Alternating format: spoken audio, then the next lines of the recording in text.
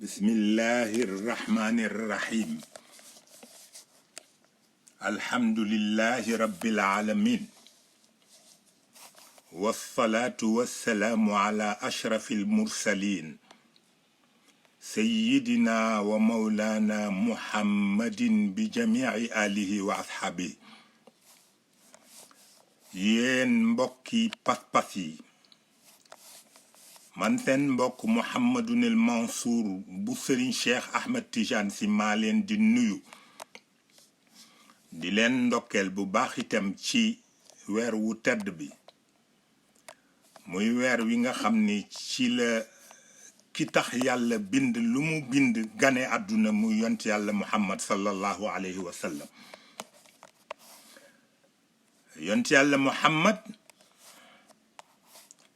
yàlla amal na ko ay siècle doog a bind sunu maam Aadam waaye comme boobu jamono calendrier amul montre amul ñi ci bind dañu wax rekk ni ab lim lañu joxe waaye joxewuñu nag nombre diggante boobu ak fi yàlla di binde sunu maam Adam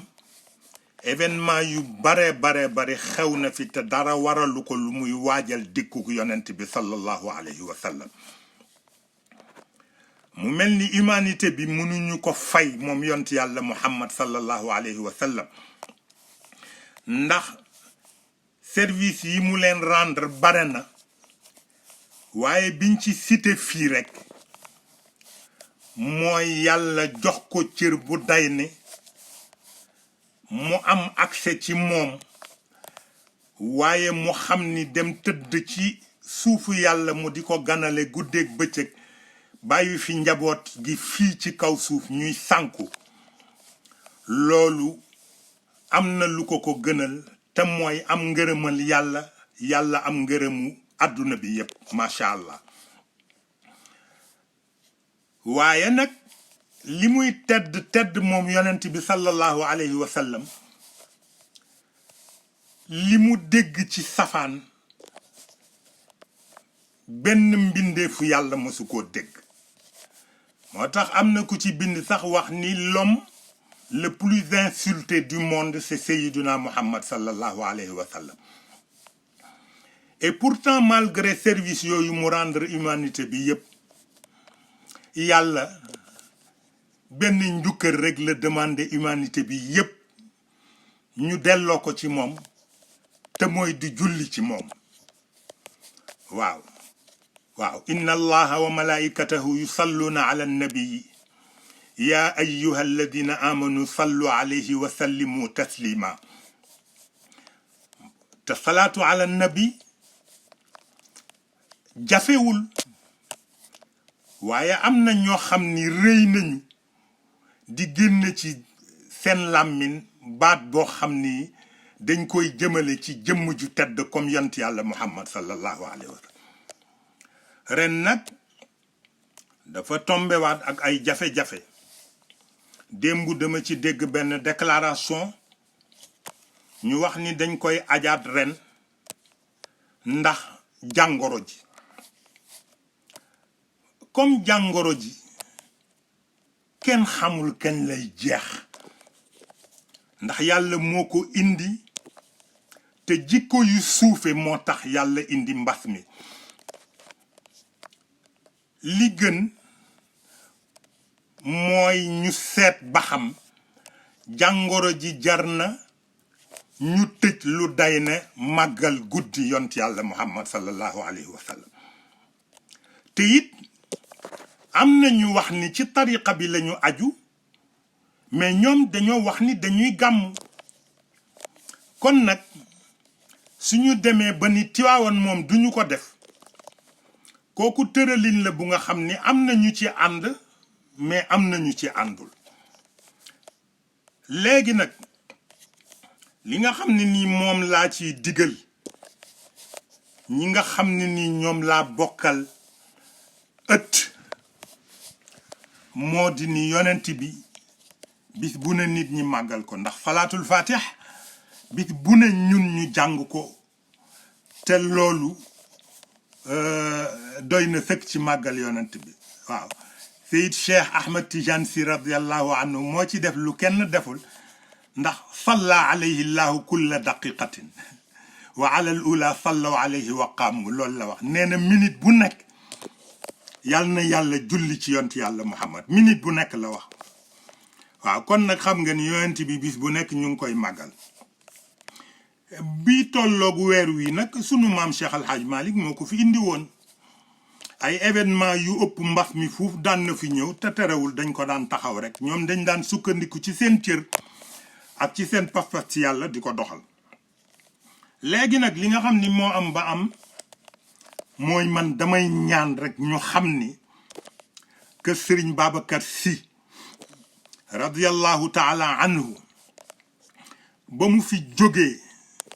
ci loxo njabootam la nekkoon Seyd Cheikh Ahmed Tidiane Sy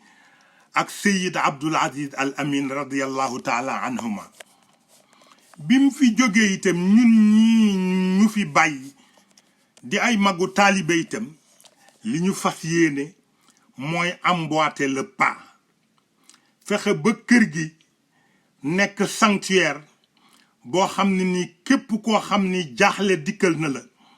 boo fi fanaane sa jaaxle jeex fexe ba daara ji comme mooy faar bi nga xam ne nii képp ku niitu ci wàllu xam-xam ci njaboot gi foofa nga ko tàmbalee fooy dem nga doog faa dem rayonnement boobu bañ a dakk bu ñetteel bi mooy jumaa yi Serigne Babacar Sy comme moo symbolisé ñun suñu lutte ñu fas yéene rôle boobu di fi nekk ilaa yawmil qiyaamati ci ngoon léegi nag dafa am lu am mooy gis nga kër sëñ Babacar ci boppam ci sama loxo la nekk tey waaw te insha allahu taala fas naa yéene lépp loo xam ni ci taxawaay bu ko mag ñi fekke woon duñu ko nangu man duma ko nangu lépp loo xam ne nii mag ñi fi jóge bu ñu ko fekke woon daañu ca jàpp ba mu jëm kaw danaa ci jàpp nag ba mu jëm kaw aw yiw nag kenn du ko yàkkamti waaw danga koy tëral ba mu mat li mu doon boo koy génne nga doog koo génn Sénégal nag jikko yi dafa suufe ba pare une communication subjective moo fi am kenn waxalatul yàlla kenn waxalatul yonent bi sallallahu alayhi wa sallam ku ne sa intérêt bopp rek ngay seet te comme loolu du wàññi diine ji dara du wàññi tariqa bi dara du wàññi xaqiqa bi dara ña koy def lu cay bàyyi ko ci safaan ci seen bopp lay yem kon ñi nga xam ne nii ñun la fi mag ñi bàyyi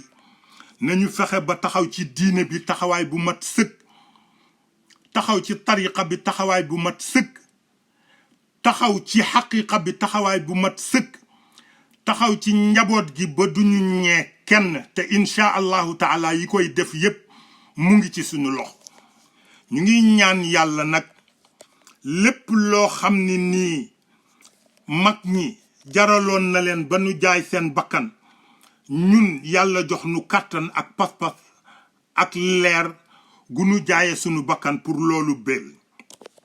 àdduna nag ñàkk fayda weesuwul ngay topp ci ginnaaw koo xam ni gënu laa ragal yàlla dégg nga ëpp la pas-pas gënu la jikko jàppewu la nawle